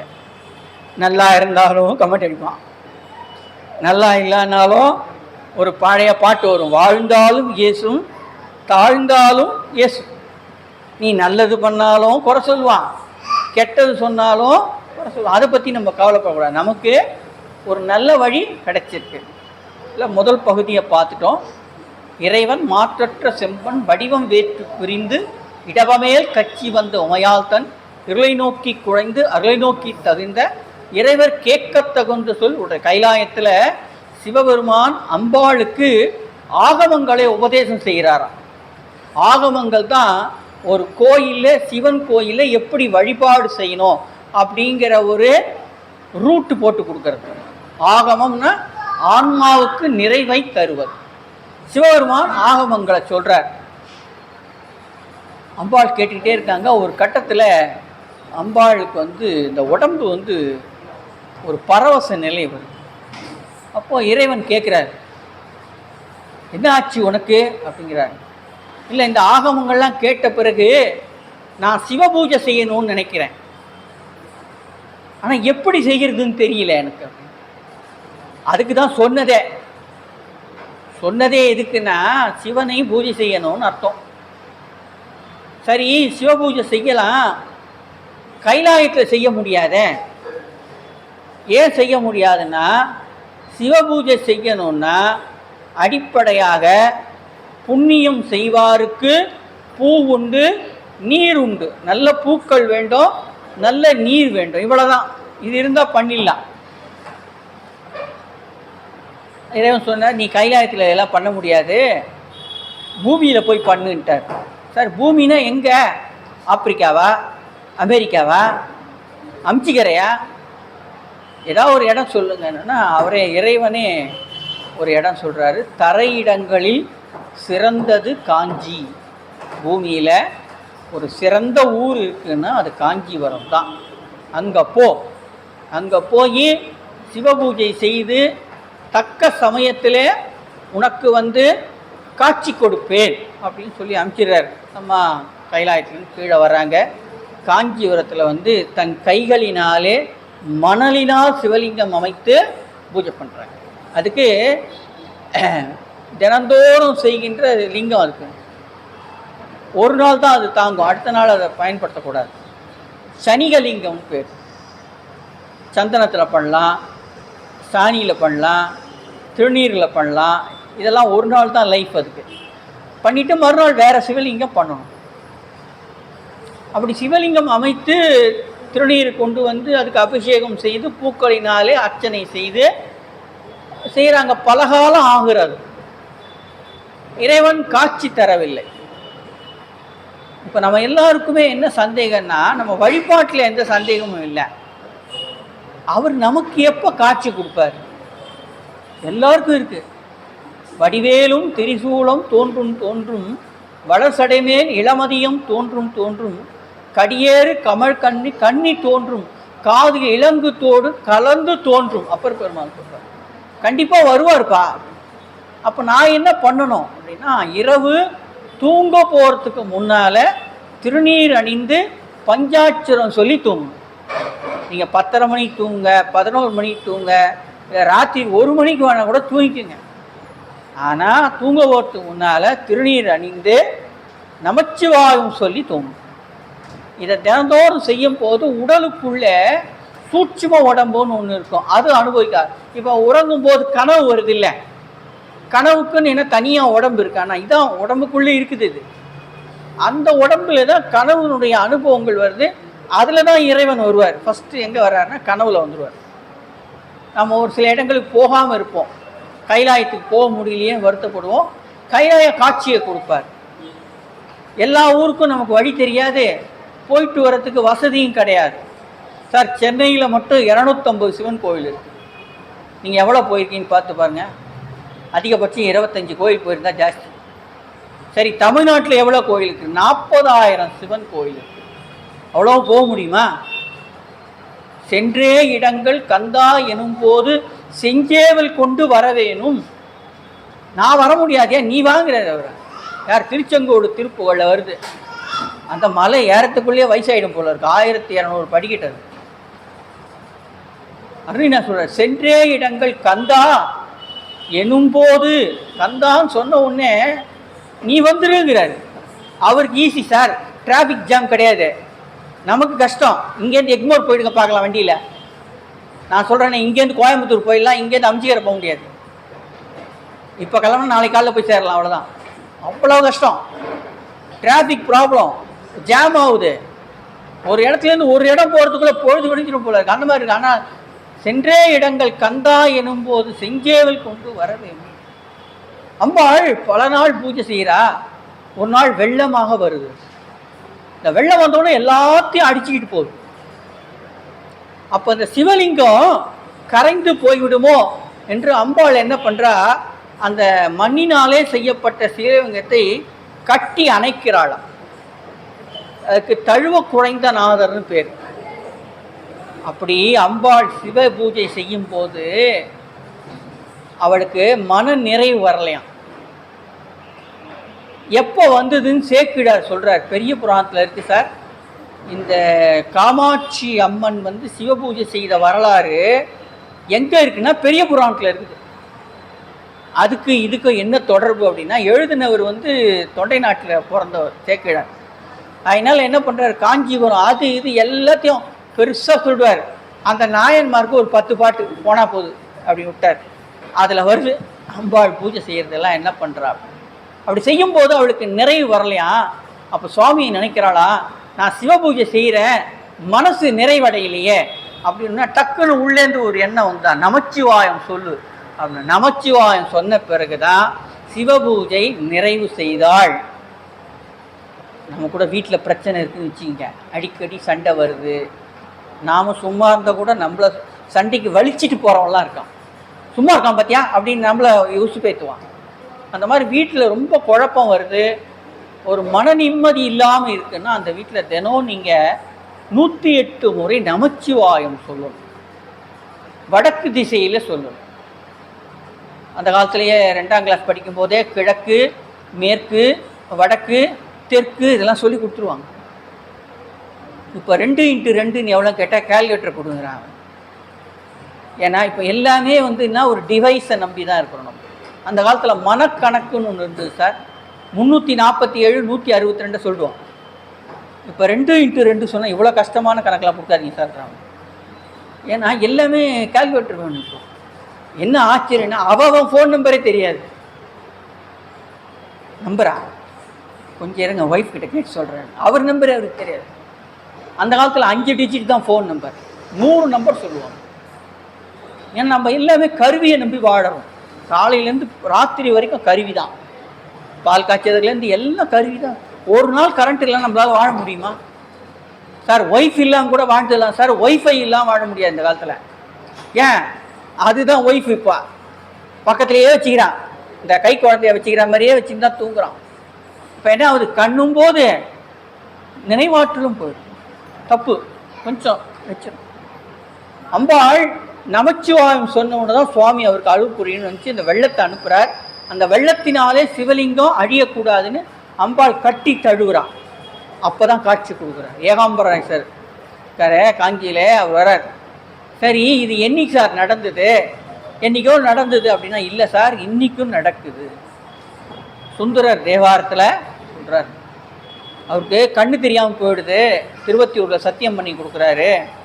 இங்கே காஞ்சிபுரம் வந்த பிறகு தான் அவருக்கு இடது கண் வருது.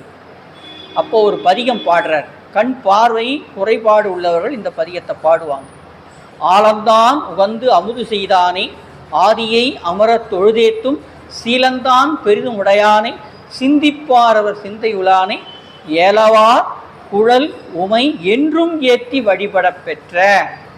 இன்னைக்கும் செய்கிற அம்பாள், இன்னைக்கும் அம்பாள் ஆலந்தான் உகந்து அமுது செய்தானே, ஆதியை அமரத் தொழுதேத்தும் சீலந்தான் பெரிதும் உடையானை, சிந்திப்பார் சிந்தை உளானை, ஏலவார் குழலால் உமை நங்கை என்றும் ஏற்றி வடபெற பெற்ற கால காலனை கம்பன் எம்மானை காண கண் அடியேன் பெற்றவாறு.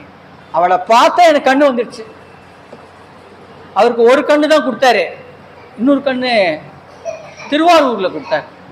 சார் எடுக்கும்போது 2 கண்ணு எடுத்துட்டாரு, கொடுக்கும்போது இன்ஸ்டால்மெண்ட்டில் கொடுக்குறாரு. ஏன்னா ஒரு பொருள் இருக்கும்போது அருமை தெரியாது. தாயாரோட அருமையும் மனைவியோட அருமையும் இருக்கும்போது தெரியாது. அவங்களே சொல்லுவாங்க, எங்கள் அருமை உங்களுக்கு தெரியாதுங்க, ஒரு 4 நாள் எங்கள் அம்மா வீட்டுக்கு போனால் தான் தெரியும்னா, உண்மையிலேயே அப்போ தான் தெரியும். ஓ, ஒய்ஃப் இல்லைன்னா நமக்கு பால் காய்ச்ச கூட தெரியாது போல. யார் பாரதியாருக்கே தெரியலையா? பாரதியார் வீட்டில் அவரை பார்க்கறதுக்காக பாரதிதாசன் வர்றாரு. ரொம்ப நேரம் பேசிக்கிட்டே இருக்காங்க. பாரதியார் சொல்கிறார், ரொம்ப நேரம் பேசுகிறோம், டயர்ட் ஆகிட்டுமே, ஒரு காஃபி சாப்பிட்லாமா அப்படின்னா. வாங்க வெளியே போய் சாப்பிட்டு. எதுக்கு? வீடு இருக்குது, பால் இருக்குது, நம்ம போட்டு சாப்பிட முடியாதா? சரி அப்படின்னா அடுப்பை பற்ற வைக்க தெரில, இருக்கிற காயத்தெல்லாம் கிழிச்சு போட்டால் காகிதம் காலியாகுது, அடுப்பு பற்ற மாட்டேங்குது. அப்புறம் ஒரு அரை மணி நேரம் கழித்து பாரதியார் மனைவி என்னமோ பண்ணாங்க, அடுப்பை பற்ற வச்சுட்டாங்க.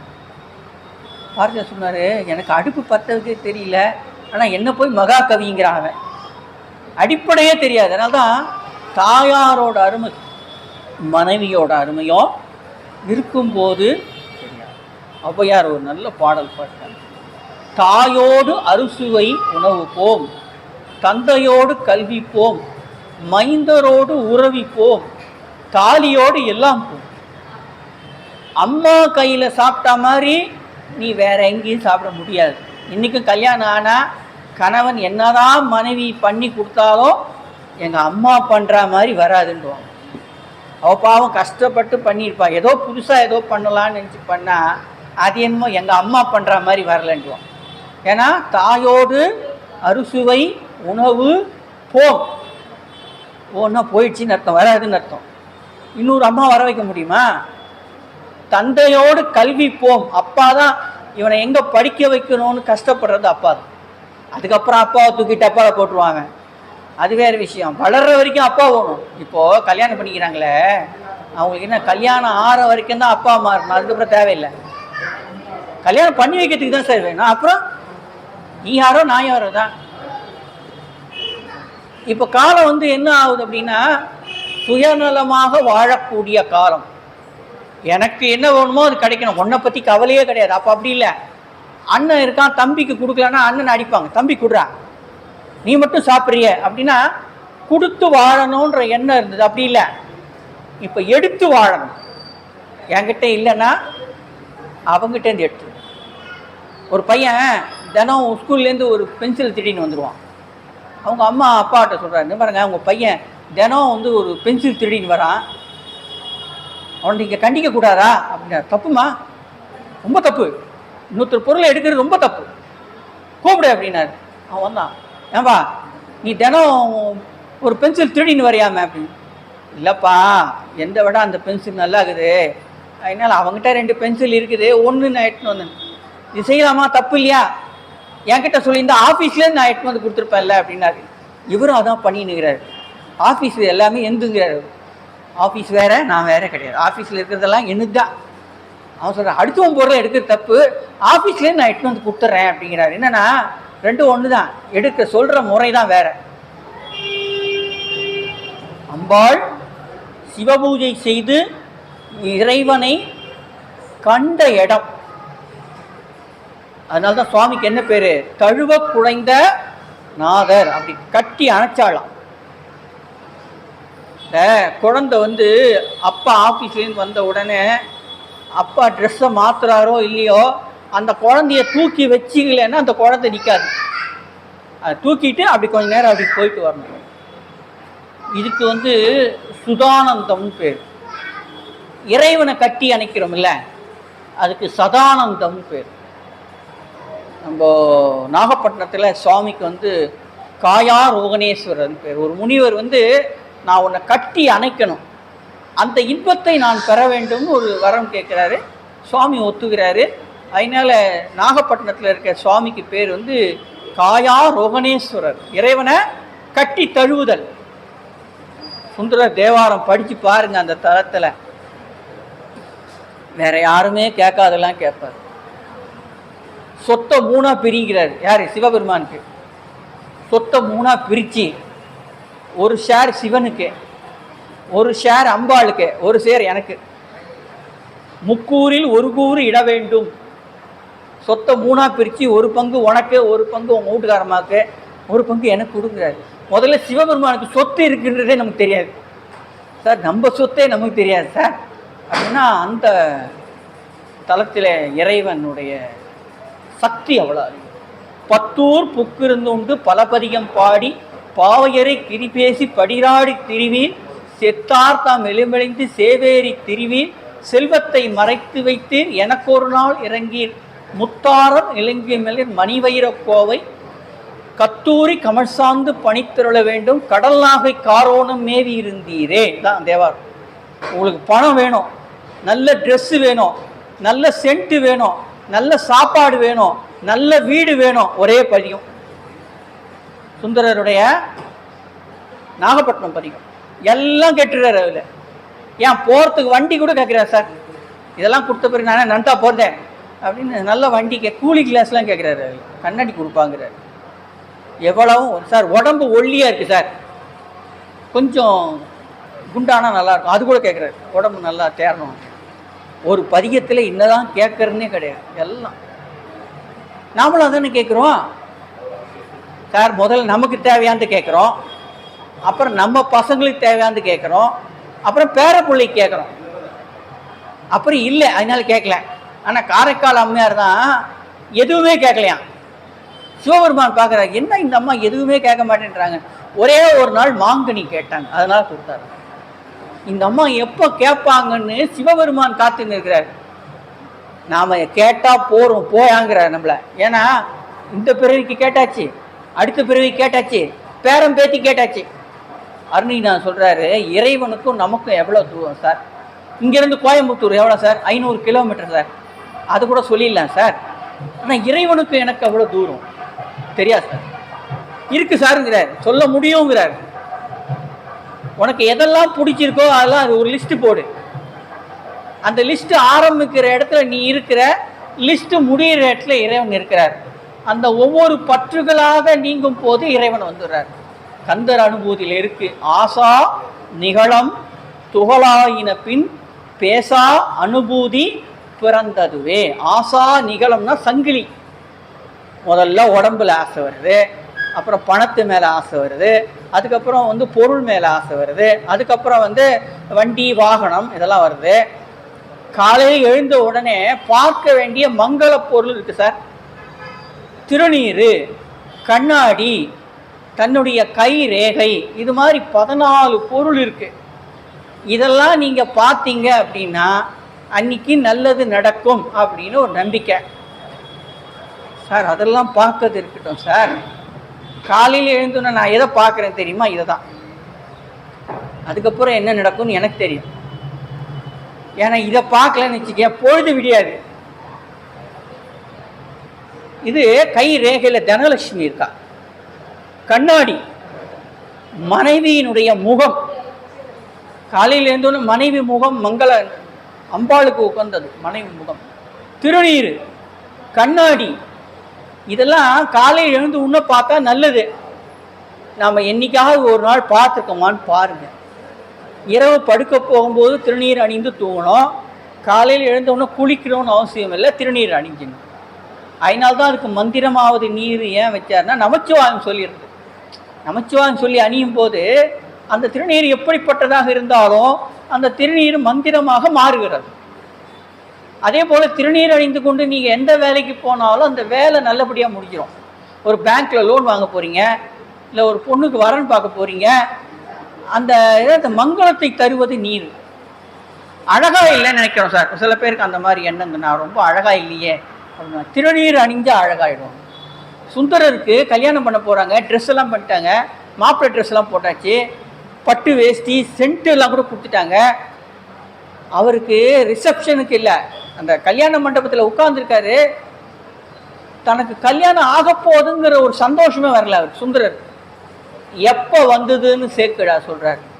அந்த திருநீரை எடுத்து முப்புறமாக எரிந்தார, அப்போ தான் அவருக்கு அழகாக இருக்கும் நம்பினார். சுந்தரம்னாலே அழகு தான். ஆனால் அவர் எது அழகுன்னு நினைச்சார்னா திருநீர். திருநீர் அணிந்தாலே அது அழகாக காட்டுமா. அப்போ யாராவது அழகாக இருக்கணும்னு நினச்சா திருநீர் அணிந்தா. அம்பாளே திருநீர் அணிஞ்சிருக்கா. அம்பாள் திருநீர் அணிந்து தான் சிவபூஜை பண்ணி, யாராக இருந்தாலும் சரி, திருமாலாக இருக்கட்டும், பிரம்மாவாக இருக்கட்டும், எவனாக இருக்கட்டும், சிவபெருமான் கிட்ட வந்தால் தான் சார் கிடைக்கும். மற்றவங்கெல்லாம் எப்படின்னா ஒரு 5% தான். 100% யார்கிட்டன்னா சிவபெருமான் கிட்ட தான் இருக்குது. நீங்கள் காஞ்சிபுரம் போனீங்கன்னா கச்சி மேத்தலின்னு ஒரு தேவார பாடல் பெற்ற தலம் இருக்குது. 5 தலங்கள் இருக்குது. அதில் ஒரு இடத்துல திருமால் கேட்குறாரு, எனக்கு அடுத்த நிலை கொடுங்க, ருத்ரனா போகணும் அப்படிங்கிறார். இப்போ நாமெல்லாம் என்ன சொல்கிறோம், அடுத்து மேனேஜர் ஆகணும், அடுத்து பெரிய லெவலுக்கு போகணும் கேட்குறேன். அது மாதிரி திருமால் கேட்குறேன், நான் அடுத்து ருத்ரனா போகணும். சுவாமி ரொம்ப நாள் பதில் சொல்லவே இல்லை. அந்த கல்வெட்டில் எழுதியிருக்காங்க. எப்போ அவருக்கு ஒரு ஆன்சர் கிடைச்சிதுன்னா, இந்த கச்சி மேற்றலி என்ற தலத்துக்கு திருஞான சம்பந்தர் எப்போ தேவாரம் பாடுறாரோ அன்னைக்கு கேளு, அன்னைக்கு கொடுத்துட்றேன்ட்டார். இவர் கேட்டதுக்கும் இவர் சொன்ன பதிலுக்கும் சம்மந்தமே கிடையாது. ஆனால் திருஞான சம்பந்தர் தேவாரம் கேட்டால் நீ உனக்கு உயர்ந்த பதவி கிடைக்கும்னு அங்கே எழுதியிருக்காங்க. 5 இடங்கள் இருக்குது. கச்சி ஏகம்பம், கச்சி மேற்றலி, கச்சி அநேக தங்காவதம்னு 5 பாடல் பெற்ற தலங்கள் இருக்குல்ல. ஓனகாந்தன் தலி, இந்த மாதிரி 5 இடங்கள் இருக்குது. இதெல்லாம் தேவார தலங்கள். அதில் கச்சி மேற்றலிங்கிற இடத்துல திருமால் தனக்கு உயர்ந்த பதவி வேண்டும் என்று கேட்கும் போது இறைவன் சொல்கிறாரு, இந்த தலத்தில் திருஞான சம்பந்தர் எப்போ தேவாரம் பாடுறாரோ அன்னைக்கு கேளு, அன்னைக்கு லீவ் போட்டு போயிடாது எங்கேயாவது, அன்னைக்கு கேளு கொடுத்துறன்ற. அப்போ திருமுறை எல்லாவற்றையும் தரும். நமக்கு ஏதாவது ஒரு பிரச்சனை வருதுன்னு வச்சுக்கோங்களேன், அந்த பிரச்சனை நம்மளால் வெளியே சொல்ல முடியலன்னு வச்சுக்கோங்க. எல்லா பிரச்சனையும் எல்லார்கிட்டையும் சொல்லக்கூடாது, சொல்லவும் முடியாது. ரொம்ப நெருங்கிய நண்பர்கள்கிட்ட கூட சில விஷயங்களை பகிர்ந்துக்க முடியாது. ஒரு 3 விஷயத்தை வெளியே சொல்லக்கூடாது. தனக்கு உபதேசிக்கப்பட்ட மந்திரம் வெளியே சொல்லக்கூடாது. இறைவன் கேட்க தகுந்த சொல் உடையோனேன்னு வருது இல்லை. சிவபெருமானுக்கு முருகன் உபதேசம் செய்கிறார், அதுதான் சுவாமி மலை. இறைவனுக்கே உபதேசம் செய்கிறார்.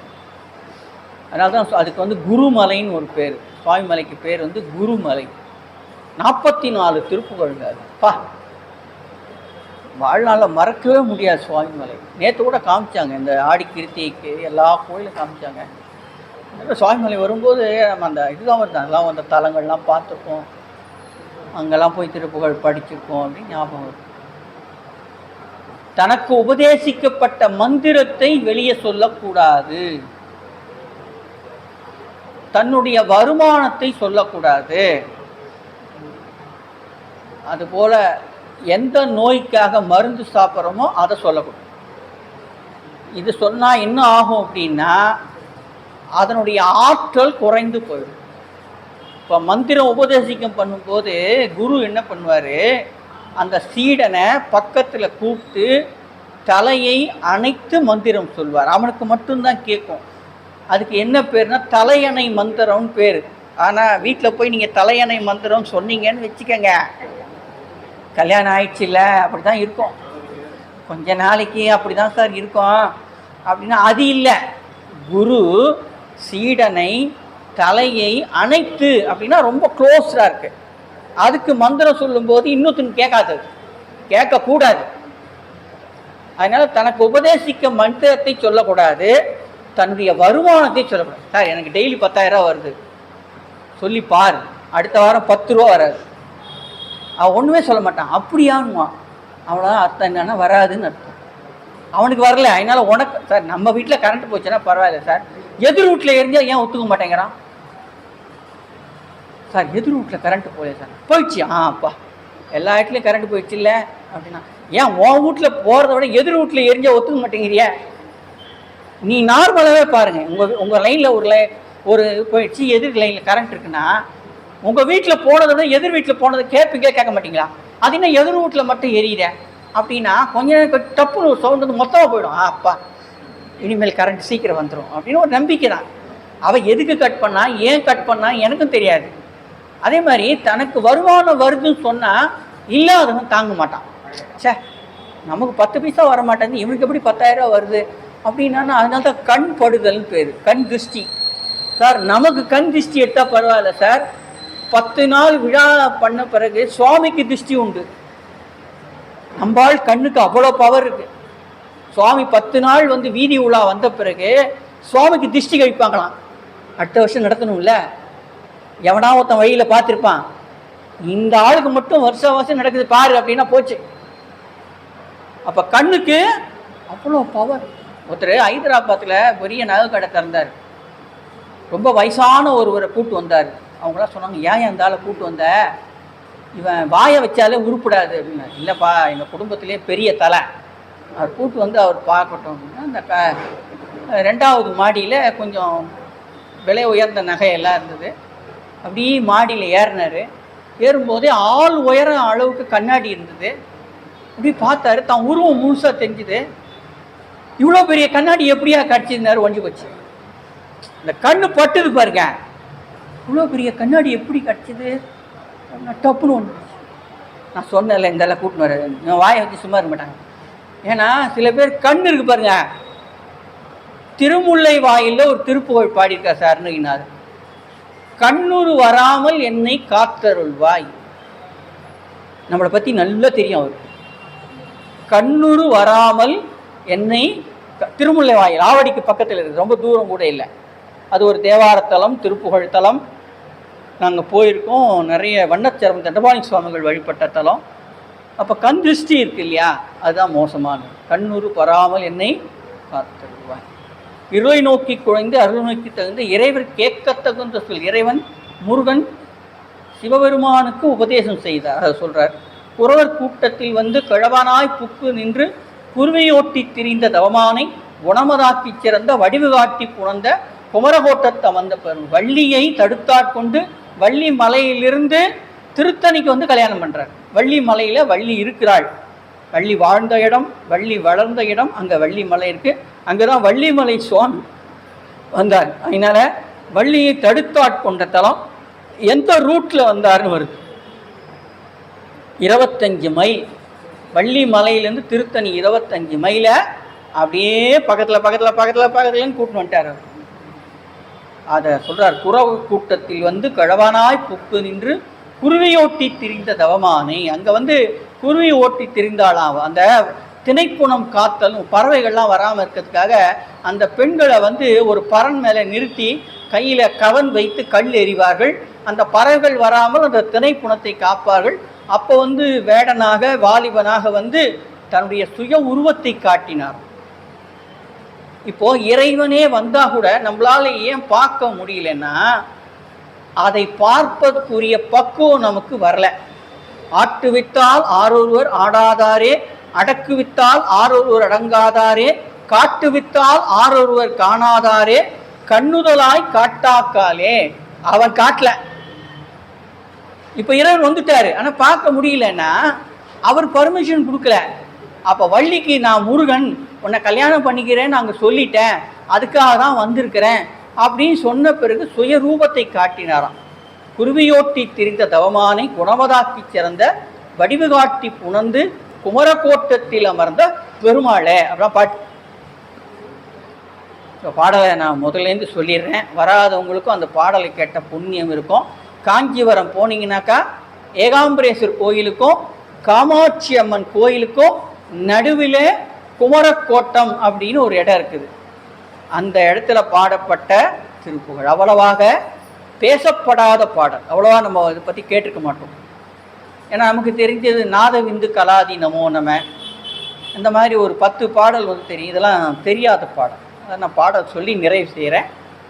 ஒரு நல்ல வாய்ப்பை தந்த சபையினருக்கு என்னுடைய மனமார்ந்த நன்றியை தெரிவித்துக் கொள்கிறேன். ஏறக்குறைய ஆடி கிருத்திகை தான், ஆடி கிருத்திகை மறுநாள் தான் அதை பண்ணுறோம். அதனால் முருகப்பெருமானுக்கு ரொம்ப பிடித்தமான அந்த செவ்வாய்க்கிழமையில் இந்த திருப்புகழை சொல்வதற்கும் இதை கேட்பதற்கும் இறைவன் அருள்தான் துணை செய்தது என்று சொல்லி அந்த பாடல் மட்டும் சொல்கிறேன். பாடல் முதல் வரியை ஞாபகம் வச்சுருந்தோம், வீட்டில் போய் பாருங்கள். வெற்றிவேல் முருகனுக்கு. அறிவிலா பித்தருந்தன் அடிதொழா கெட்ட வஞ்சர் அசடற்பேய் கத்தர் நன்றி அறியாத அவலமே சொற்கள் கொண்டு கவிகளாக்கி புகழ்ந்து அவரை வாழ்த்து திரிந்து பொருள் தேடி சிறிது கூட்டி கொணர்ந்து தெருவுலாத்தி திரிந்து தெருவை மாற்றுச் சொரிந்து அவமேயான் திரியும் மார்க்கத்து எந்தை அதனை மாற்றிப் பறிந்து தெளியும் மோட்சத்தை என்று அருள்வாயே. இறைவர் மாற்றற்ற செம்பன் வடிவம் வேற்று பிரிந்து இடவமேல் கச்சி வந்த உமையால் தன் இழை நோக்கி குழைந்து அருளை நோக்கி தழைந்த இறைவர் கேட்கத் தகுந்த சொல் உடையோனே குறவர் கூட்டத்தில் வந்து கழவானாய் புக்கு நின்று குருவியோட்டி திரிந்த தவமானை குணமதாக்கி சிறந்த வடிவுகாட்டி புணர்ந்த குமரகோட்டத்தில் அமர்ந்த பெருமாளே. இதான் பாட்டு. அதனால் இது காஞ்சிபுரத்தை வழிபாடு செஞ்ச மாதிரியாச்சு. இன்றைக்கி செவ்வாய்க்கிழமை, ஆடி செவ்வாய்க்கிழமை, அவருடைய புகழும் பாடியாச்சு. பக்கத்துலேயே இருக்கிறார், அவர் கேட்டுன்னு தான் இருக்கிறார், அவருக்கு சேர்த்து போட்டாச்சு. அதனால் எனக்கு ரொம்ப புண்ணியம் பண்ணியிருக்கேன். வள்ளலார் சொல்வார், முருகன் புகழ் கேட்ட செவி விழாச்சுவம் கேட்கும் செவி. தெய்வமணி மாலையில் வரும். முருகன் புகழை யார் கேட்குறாங்களோ அவங்களுக்கு வீட்டுக்கு போனவுடனே ஒரு நல்ல செய்தி காத்திருக்கிறதாம். அது என்னங்கிறது நீங்கள் வீட்டில் போய் தெரிஞ்சுக்கோங்க. விழாச்சுவம் கேட்கும் சரி, ஒரு நல்ல ஒரு மங்களகரமான செய்தியை கேட்பீங்களாம். தெய்வமணி மாலையில் இருக்குது. அதனால் அந்த நல்ல செய்தியை வீட்டில் போய் கேளுங்க. இங்கே நடக்கிற நிகழ்ச்சிகளை கலந்துக்கோங்க. மீண்டும் அடுத்த மாதம் ஆகஸ்ட் மாதம் 20ஆம் தேதி இங்கே பேசுகிறேன். அதனால் அன்றைக்கி என்ன தலைப்போ அதை பார்த்துக்கலாம். நம்ம அதனால் இன்றைக்கு திருப்புகழை பற்றி எனக்கு தெரிந்த அளவில் தான் சொல்லியிருக்கேன். ரொம்பலாம் தெரியாது, ஏதோ நம்ம படிக்கிறோம், அவர் கொடுக்குறாரு, அவ்வளோதான். அதை என்ன பண்ணுறோம், மக்களுக்கு புரிகிற மாதிரி சொல்கிறோம், அவ்வளோதான். இது அப்படியே சொன்னால் காலேஜில் பாடம் எடுக்கிற மாதிரி இருக்கும். அப்படி சொல்லக்கூடாது. கொஞ்சம் மக்கள் உலகியலோடு நீ நானும் பேசுகிற மாதிரி அதை ஒரு உலகியலாக மாற்றி கொடுத்துருக்கோம். அதனால் நல்ல வாய்ப்பை தந்த இந்த சபையினருக்கு என்னுடைய மனமார்ந்த நன்றியை கூறி மீண்டும் அடுத்த நிகழ்ச்சியில் உங்களை சந்திக்கிறேன். நன்றி, வணக்கம். வெற்றிவேல் முருகனுக்கு.